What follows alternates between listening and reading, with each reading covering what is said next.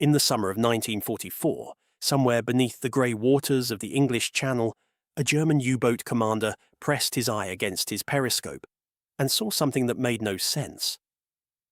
There was a harbour out there, a working harbour, fully equipped with cranes, floating roads, concrete walls and ships offloading thousands of tons of supplies, sitting in the open sea, miles from any natural port. No city behind it, no coastline sheltering it, just the sea, the grey English sky, and this impossible structure rising from the waves as though it had always been there. He ordered an attack. He was not the first to try. He would not be the last. And he, like the others before him, would fail. Not because of a naval patrol, not because of air cover, though there was plenty of that. He would fail because what British engineers had built was not simply a harbour. It was a trap, a fortress, a machine of war disguised as a pier. And by the time the Kriegsmarine understood what they were facing, the Allies had already won the logistical battle that decided the entire Western campaign. To understand why this harbour existed, you have to understand the single greatest fear the Allied planners carried into 1944. It was not the Atlantic Wall. It was not the panzer divisions. It was the ports. Every military force in history runs on supply. Ammunition, fuel, food, reinforcements, they flow in through ports, and without them even the greatest army in the world stalls within days. The German High Command knew this perfectly well. As Allied invasion planning accelerated through 1943, German strategists reasoned that any invasion force landing in France would need to seize a major port within the first week or two, or risk being starved of supplies on the beach. So they fortified every port on the French coast to a degree almost beyond comprehension. Cherbourg, Le Havre, Boulogne, Calais, all of them transformed into fortresses, designed not just to be defended, but to be demolished. Hitler issued explicit orders. If a port was going to fall, it would fall as rubble. The docks would be blown, the cranes destroyed, the harbour entrances blocked with scuttled ships and concrete. An Allied army might capture a port, but they would capture a ruin. The Canadians had already learned this lesson at Dieppe in August 1942, when a raid on the port ended in catastrophe. Over 3,600 Canadian soldiers were killed, wounded, or captured in a single day. The lesson was written in blood. You cannot storm a defended port. So the Allied planners, facing this wall of steel and concrete along the entire French coast, made a decision that still seems almost impossible. They would not capture a port. They would bring one with them. The man most responsible for transforming that idea into reality was Brigadier Sir Bruce White, the chief engineer overseeing what became known as the Mulberry Harbour Programme. But the concept itself reached higher. Winston Churchill had sketched it in a memo as early as 1942, writing with typical directness. Piers for use on beaches. They must float up and down with the tide. The problems are immense, but they must be solved. They were solved. What emerged from 2 years of frantic British engineering was a structure so complex, so enormous, and so carefully thought through that even today it stands as one of the greatest feats of military engineering in recorded history. The harbour consisted of multiple interlocking systems. First came the bombardons, large cross-shaped floating steel breakwaters anchored in the outer approaches to reduce wave action. Inside them came the phoenixes, massive hollow concrete caissons, each one roughly the size of a 5-story apartment building, weighing up to 6,000 tons apiece. There were over 200 of them in total. They were built in dry docks and river estuaries across Britain, then deliberately sunk in shallow water to hide them from German aerial reconnaissance. When the time came, they would be pumped out, refloated, and towed across the channel by tugs. One of the most extraordinary towage operations ever attempted. Inside the breakwater formed by the phoenixes and bombardons, the Lobnitz pierheads, floating steel platforms, would be connected to the shore by whale roadways, flexible steel causeways that rode up and down with the tides on steel spud legs, allowing trucks to drive from ship to shore continuously, regardless of whether the tide was in or out. 2 of these harbours were planned. Mulberry A, to be assembled off the American sector at Saint-Laurent-sur-Mer near Omaha Beach, and Mulberry B, to be assembled off the British and Canadian sector at Arromanches. Together they were designed to offload the equivalent of 12,000 tons of supplies every day. D-Day came on June 6, 1944. In the days that followed, as the fighting ground inland through the Norman hedgerows and bocage, the engineers began their impossible task.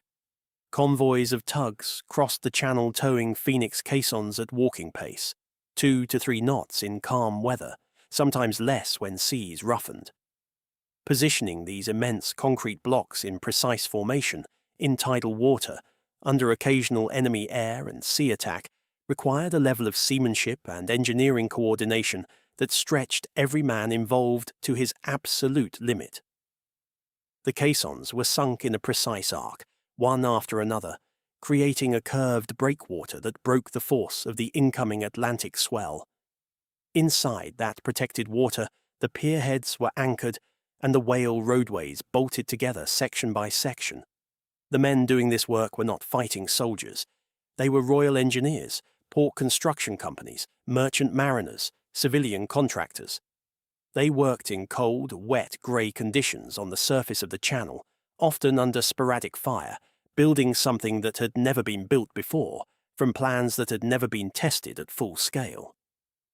One of the engineers later wrote that every single morning he woke up expecting something to have gone catastrophically wrong overnight.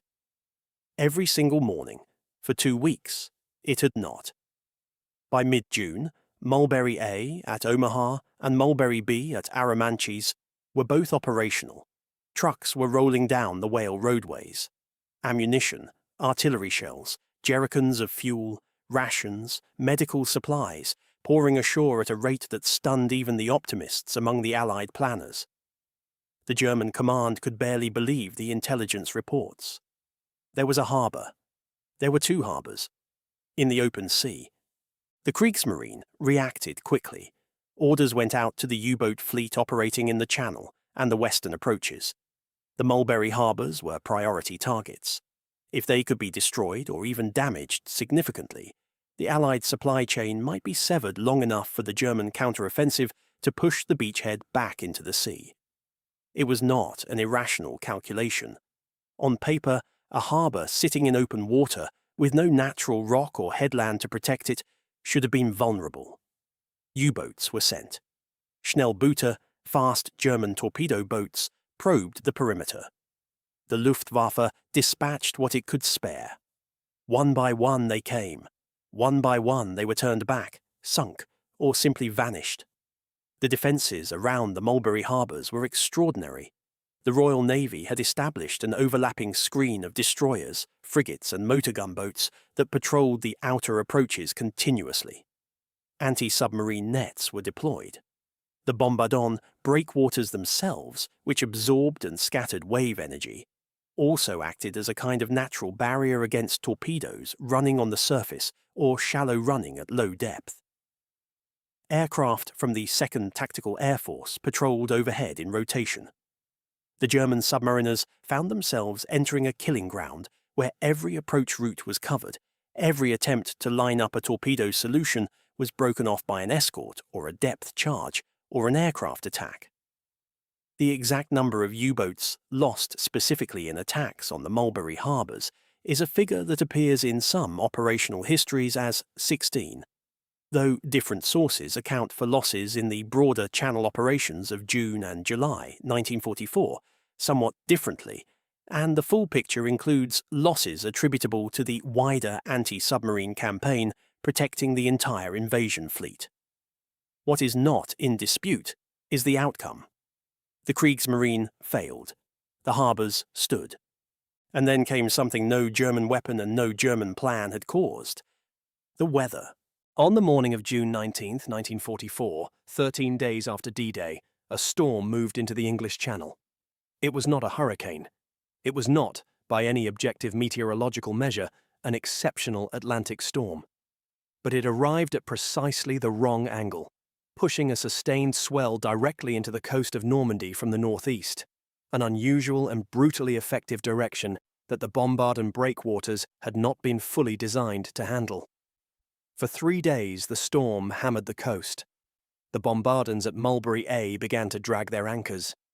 Once the outer line of bombardons broke, the wave energy poured directly into the harbour interior. The whale roadways, designed to be flexible, were not designed for this. They buckled and snapped. Pierheads broke free from their moorings. Hundreds of vessels seeking shelter inside the harbours were thrown against each other and against the fixed structures. The carnage was extraordinary. By the time the storm subsided on June 22nd, Mulberry A off Omaha Beach was effectively destroyed. Hundreds of landing craft and coasters had been wrecked or grounded. The prefabricated roadways were tangled masses of steel. The pierheads had broken loose.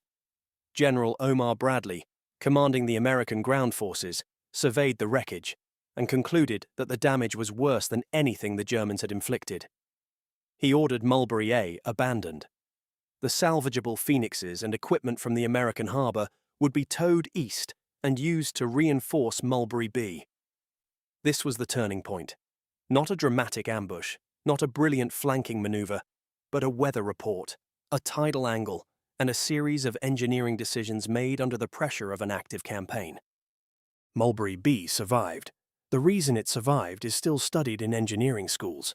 The British harbour at Arromanches sat in a slightly more sheltered position, partially protected by the natural curve of the bay and by the offshore reef at Calvados.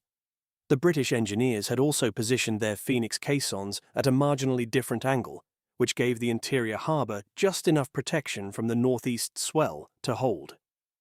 Critically, the decision was made during the storm itself to continue fighting to save what could be saved, pumping out caissons that had begun to flood, repositioning anchors, putting working parties onto the structures in conditions no sane harbourmaster would have permitted. These were not dramatic heroics in the military sense. No one charged a machine gun position. But in the cold, heaving grey water of a channel storm, men worked through the night to hold the structure together bolt by bolt, pump by pump, and they succeeded. Mulberry B continued to operate.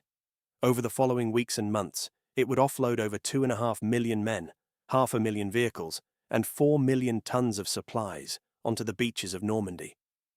Some of those numbers bear a moment of quiet reflection. 2.5 million men, 500,000 vehicles, 4 million tons, all of it flowing down a floating road that British engineers had dragged across the English Channel on the backs of tugboats and assembled in open water under enemy fire in 13 days. The German failure to destroy the Mulberry harbours was, in retrospect, one of the decisive failures of the entire Western campaign. Had the harbours been destroyed, by U-boat attack, by storm, by Luftwaffe action, the Allies would have been forced to rely on over-the-beach supply methods alone, a slower and far more weather-dependent process. General Dwight Eisenhower later wrote that without the harbours, he doubted whether the Normandy campaign could have been sustained through the critical early weeks when German counterattacks still had the potential to fracture the beachhead. The capture of Cherbourg on June 26th provided an additional port, but German demolitions had been so thorough that it took weeks to restore even partial functionality.